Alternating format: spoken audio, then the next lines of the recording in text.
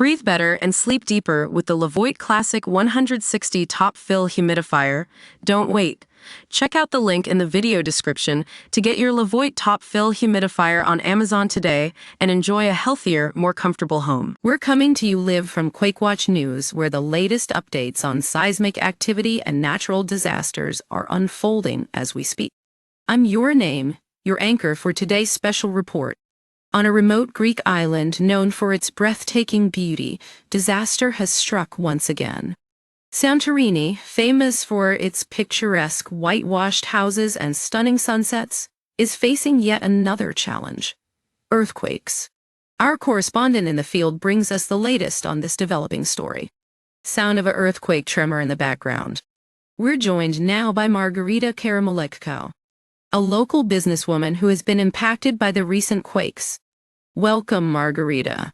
Can you describe what it's like living through these tremors? Margarita, the noise from the earthquake. It's unbearable. Even in my house, it's become overwhelming.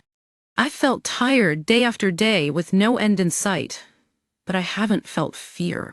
I can't leave my home, and I can't leave the people who've stayed behind. Anchor, Margarita's resilience is inspiring, but many are worried about the future of Santorini's economy, which relies heavily on tourism. According to Mayor Nikos Zorzos, 340 million visitors flocked to the island last year alone, contributing around 2.5% to Greece's GDP. The sound of a news ticker in the background. For context, let's look at some numbers. Santorini generates approximately €5.9 billion, £4 90 billion per year from tourism.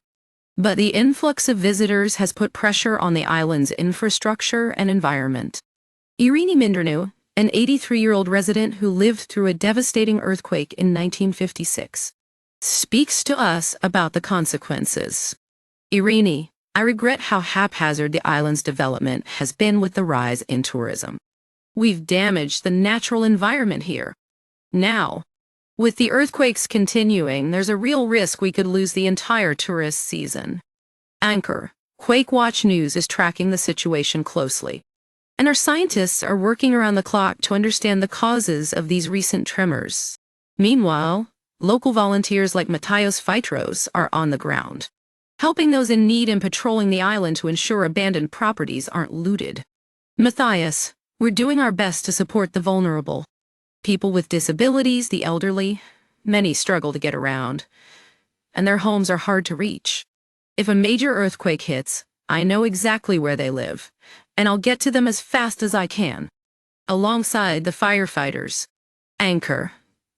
As the situation unfolds, it's clear that the people of Santorini are facing an uncertain future. But amidst the chaos, there's also a sense of community and resilience. Margarita, how do you find hope in these challenging times? Margarita, I try to think of what's happening with kindness. It feels like something is settling down there.